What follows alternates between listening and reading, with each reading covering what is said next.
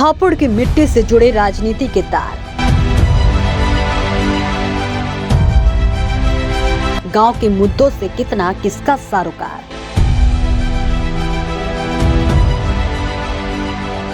सियासत के रंग में लिपटे चौक चौबार।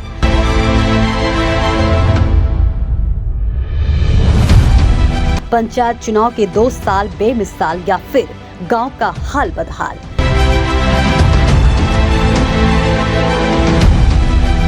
न्यूज इंडिया फर्स्ट की टीम करेगी हसनपुर गांव के विकास कार्यों की पड़ताल।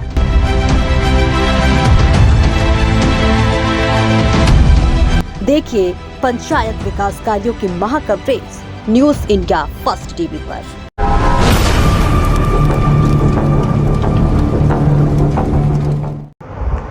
नमस्कार दोस्तों, स्वागत है आपका हमारे चैनल न्यूज इंडिया फर्स्ट के खास कार्यक्रम में बातचीत से हर समस्या का समाधान।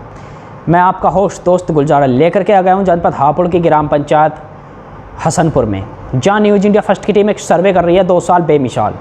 कौन सी ग्राम पंचायत है खुशहाल, कौन सी ग्राम पंचायत है बदहाल। अगर कहीं पाया जाता है भ्रष्टाचार, न्यूज इंडिया फर्स्ट की टीम करेगी उजागर। इसी चीज़ को लेकर के आज हम जनपद हापुड़ के अंतर्गत आने वाली ग्राम पंचायत हसनपुर में पहुँचे हैं। वहीं बात करेंगे प्रधान जी से कि 2 साल में उन्होंने क्या जनता के बीच क्या क्या विकास कराए हैं। जी, क्या नाम है आपका? मेरा नाम विजय खरे है और प्रधान तो मेरे पिता हैं। मैं तो पंचायत एक प्रतिनिधि के रूप में काम कर रहा हूं और जो सेवा का अवसर मुझे गांव समाज की ओर से मिलता है मैं उसे सदैव पूरा करने का प्रयास करता हूं। सर, ग्राम पंचायत में लगभग आपने कितने विकास करा चुके होंगे आप? देखिए, अगर एक एक कर विकास कार्य में नाली, गलियां, खड़ंजे निर्माण इनकी बात करूं तो ये कोई विकास कार्य की एक छोटा सा अंश होता है, क्योंकि प्रत्येक प्रधान अपने हर कार्यकाल में इन निर्माणों को लगातार कराता है। लेकिन पंचायत में सही तरह से विकास कार्य वह विकास कार्य माने जाने चाहिए जो प्रदेश अथवा केंद्र सरकार के द्वारा जो योजनाएं संचालित हो रही हैं उनमें से, उन योजनाओं से हमारे अपने गांव के या क्षेत्र के कितने लोग जो पात्र श्रेणी के हैं उन योजनाओं से लाभ प्राप्त कर रहे हैं।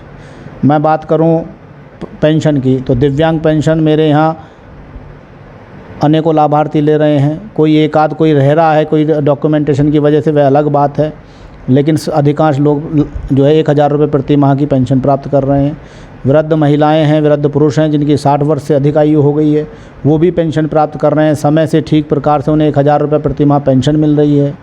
ऐसे ही विधवा जो निराश्रित महिलाएं हैं उनको भी सभी को पेंशन लगातार प्राप्त हो रही है।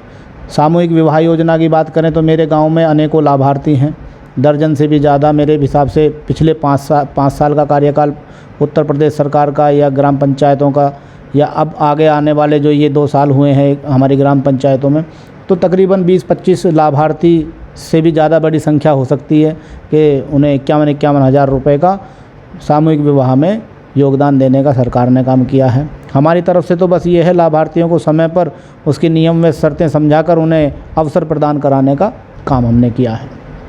ग्राम पंचायत में सफाई व्यवस्था कैसी है आपके यहाँ की?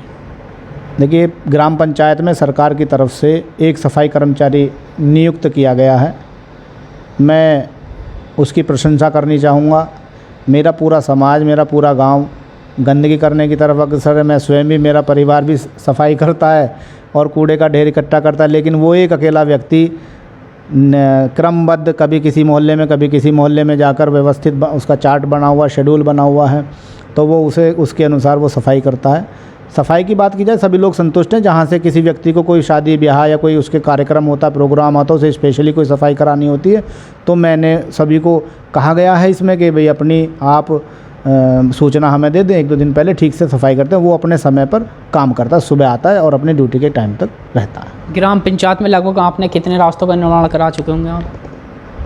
वर्ष 2015 में नवंबर में चुनाव हुए थे, 28 नवंबर 2015 को। 16 में यानी कि पंचायत की शपथ हुई थी, तब से लेकर आज तक का सफ़र अगर मैं बयान करने लग जाऊं तो उस समय 1 फुट की भी सड़क आरसीसी नहीं थी मेरे गांव में।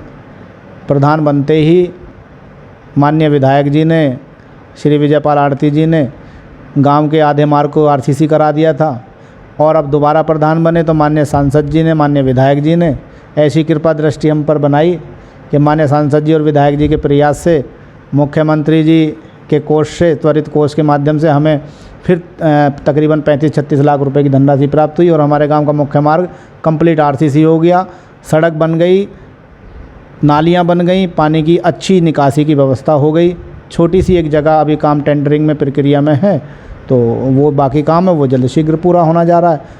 ये बात है कि धनराशि कुछ कम आ रही है, प्रधानों को इतने अवसर नहीं है जितने पिछले 5 साल में मिले हैं काम कराने के, और संभवतः इसमें कुछ सुधार होगा तो और बेहतर काम पंचायतें कर पाएंगी।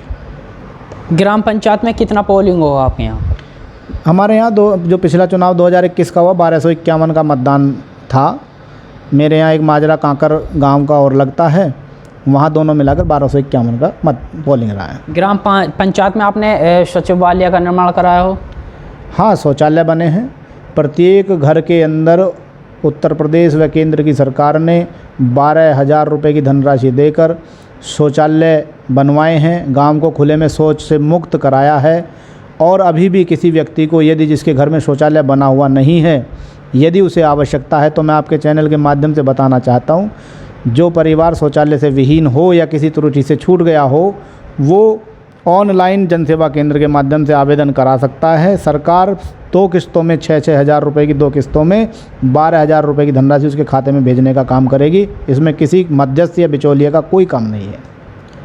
आपने ग्राम पंचायत में बच्चों के पढ़ने के लिए लाइब्रेरी की व्यवस्था कराई है?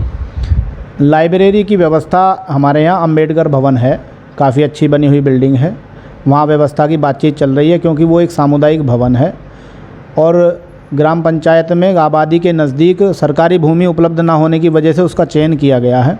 मैंने वहाँ समाज के लोगों से बात की है, जो भी खर्चा होगा उसका वो पंचायत कराएगी, पंचायत उसका खर्च को वहन करेगी, उसकी व्यवस्था को कराएगी। शीघ्र ही लोग उस पर विचार भी कर रहे हैं, उनकी सहमति भी हाँ की तरफ बनी हुई है।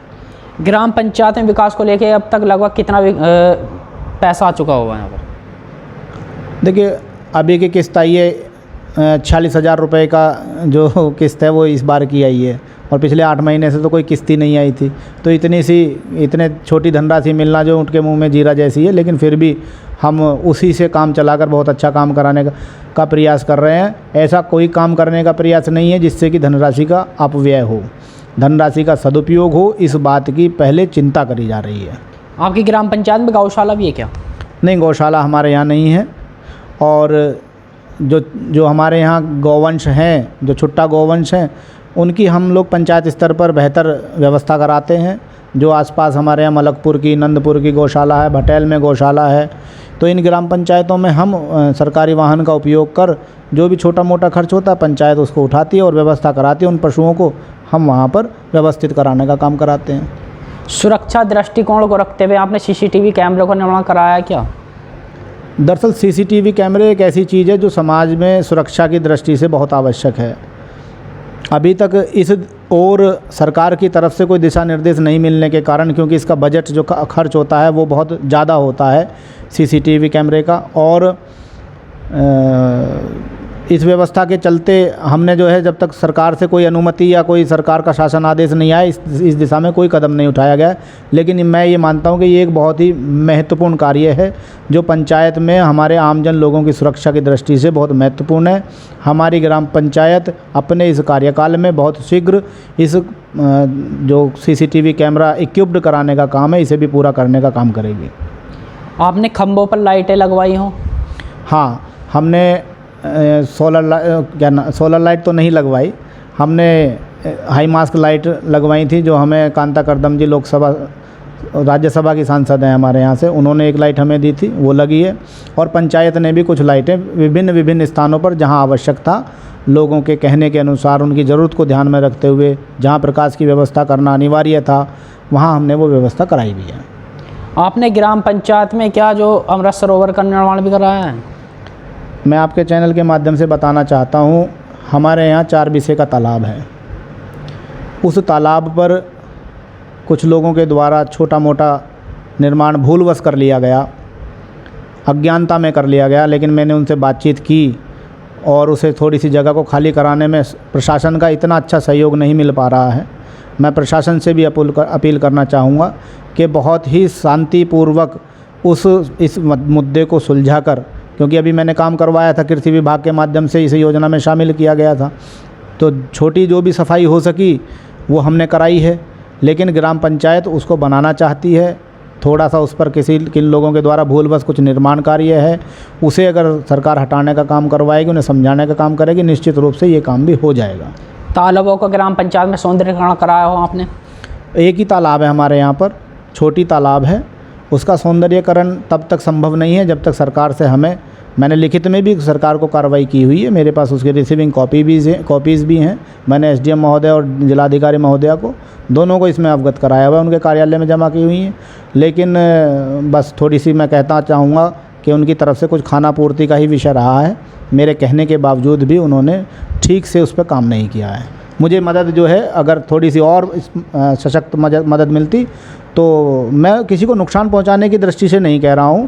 मेरा कहना इस और है, अगर भूलवश कोई निर्माण हुआ है, सारा नहीं हट सकता, थोड़ी सी व्यवस्था हो जाए, कुछ ऐसा हो जाए कि पानी की एक उचित व्यवस्था हो जाए, उन्हें भी लाभ है और सभी ग्रामवासियों को भी लाभ है और सरकार की योजनाओं का भी कायाकल्प है। मैं तो बस सरकार से ये अपील कर रहा हूँ, मेरे माध्यम से तो मैं जिन्होंने कोई निर्माण छोटा मोटा भी किया होगा उनसे भी कहना चाहूँगा कि भाई आप प्रेम पूर्वक इस कार्य को सौहार्दपूर्वक कर लीजिए, हमें किसी को शक्ति की आवश्यकता ही नहीं है इसमें। आपने ग्राम पंचायत में बच्चों के खेलने के लिए पार्क बनवाया हो? हमारे यहाँ पर खेलने का मैदान पर कब्जा था, भट्टा संचालकों ने उस पर कब्जा किया हुआ था, उसकी मिट्टी भी उठा दी थी, उसको कब्जा मुक्त करा लिया गया है और इस समय वो खाली है, उस पर कोई कृषि कार्य भी नहीं हो रहा है। अब जल्द ही पंचायत उस पर, क्योंकि धनराशि थोड़ा सा कम अभाव था, पंचायत उस पर खेल कूद के लिए उनकी बच्चों की व्यवस्था करने जा रही है। आने वाले वर्षों में ग्राम पंचायत में आप जनता के बीच क्या विकास करना चाहेंगे? देखिए, विकास एक सतत प्रक्रिया है, ये कभी ख़त्म नहीं होती। आप वर्ष दर वर्ष आगे बढ़ते रहते हैं, कुछ कामों को करते जाते हैं।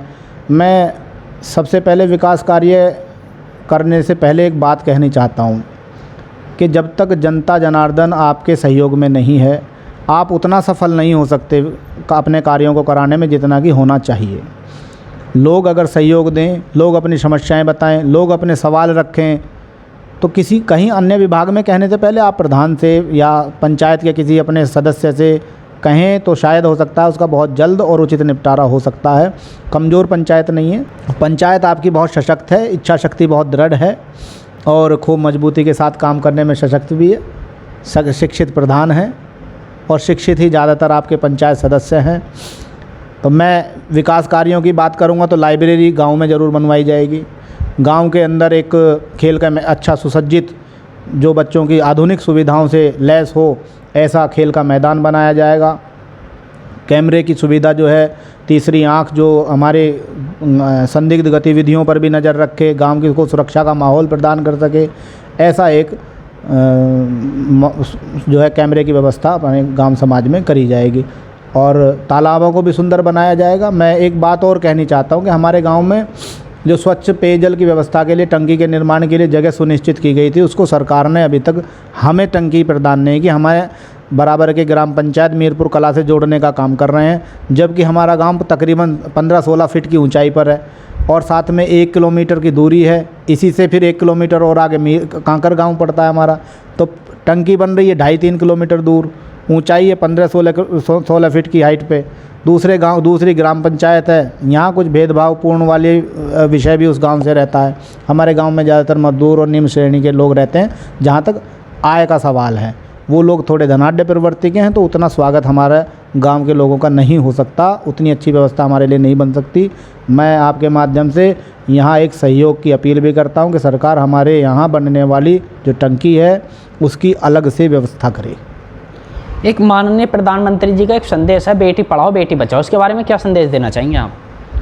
देखिए, बेटियाँ आने वाले कल के भविष्य को सुनिश्चित करती हैं।